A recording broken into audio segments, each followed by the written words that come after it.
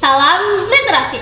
Halo semua, perkenalkan nama saya Repatina Septiani dari SMPN 2 Cilengkrang. Di sini saya akan membacakan cerpen yang telah saya buat. Nah, untuk cerpen kali ini bertema Idul Fitri. Untuk cerpen yang aku buat berjudul Mencari Kedamaian di Hari Kemenangan. Simak terus videonya ya. Mencari kedamaian di hari kemenangan. Di pagi hari yang masih gelap dan dingin masih menyelimuti tubuh, ada Tina yang sudah terbangun untuk memulai hari di hari kemenangan. Dia bersiap-siap untuk mengikuti sholat Id di kampung tempat dia tinggal, yaitu Kampung Lembah Hijau. Tempat tinggal Tina memang dekat dengan pegunungan-pegunungan, maka hawa di sana terasa sangat sejuk. Ditambah dengan keasrian alam yang ada di sekitar perkampungan Tina. Suasana pagi hari di hari Idul Fitri adalah hal yang paling Tina sukai, karena dia bisa melihat tetangga-tetangganya yang mulai berdatangan ke masjid dengan muka yang cerah dan sumringah, ditambah dengan diiringi lantunan takbiran yang membuat hati terasa lebih tenang. Setelah sholat Id, Tina bertemu dengan teman-teman dekatnya. Ada Fatin, Sekti, Tifa, Septian, dan juga Evan. Mereka pun saling bermaaf-maafan. Tina sangat bersyukur karena memiliki teman-teman yang menyayanginya. Bagaimana tidak, karena Tina adalah remaja 13 tahun yang selalu membawa hal positif kepada orang di sekitarnya. Dia dikenal sebagai anak yang sangat baik hati dan juga priang. Dia juga sangat tekun dengan agamanya. Sholatnya yang istiqomah, membaca Al-Quran dengan rutin setiap hari. Itulah yang membuat Tina disukai orang banyak. Setelah saling bermaaf-maafan dengan teman-teman, Tina mengajak untuk menikmati opor ke rumahnya. Saat akan pergi ke rumah Tina, teman-teman menyadari bahwa ada satu teman mereka yang bernama Evan terlihat murung dan tidak semangat.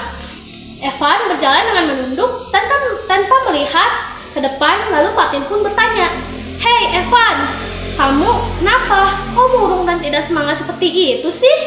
Dengan suara gemetar, Evan pun menjawab, "Sekarang sudah 4 kali aku lebaran tanpa kedua orang tuaku. Aku sangat merindukan mereka." Semua teman-teman pun ikut merasakan kesedihannya. Karena sedang sedih, emosional Ivan sedang tidak stabil.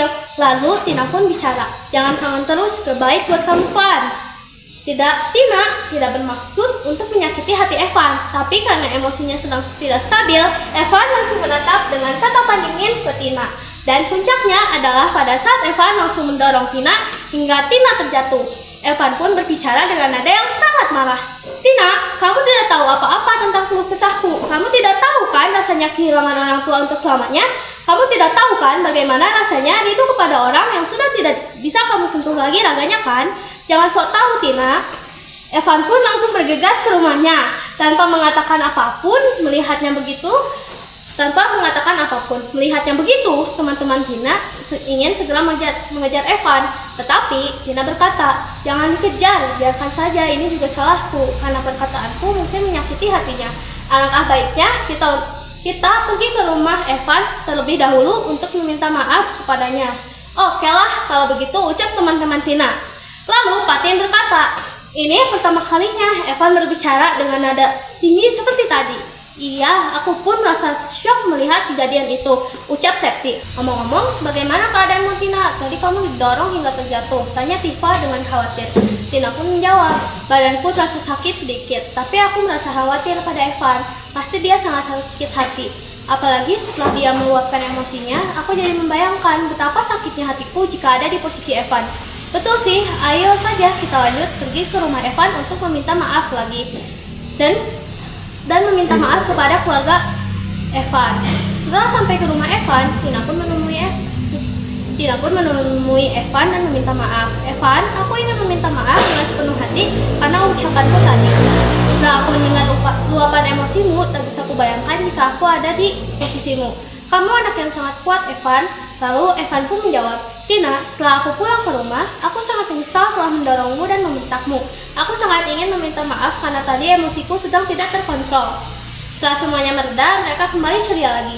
Karena semua telah baik-baik saja, teman-teman pergi ke rumah tradisi di kampung mereka. Tradisi di kampung mereka adalah ketika ada anak-anak berkunjung ke rumah, maka kita harus memberinya THR, tunjangan hari raya. Sampai siang, teman-teman Tina masih pergi rumah ke rumah. Setelah selesai, mereka pun pergi ke rumah Tina untuk makan-makan. Di hari kemenangan ini, mereka sangat bahagia.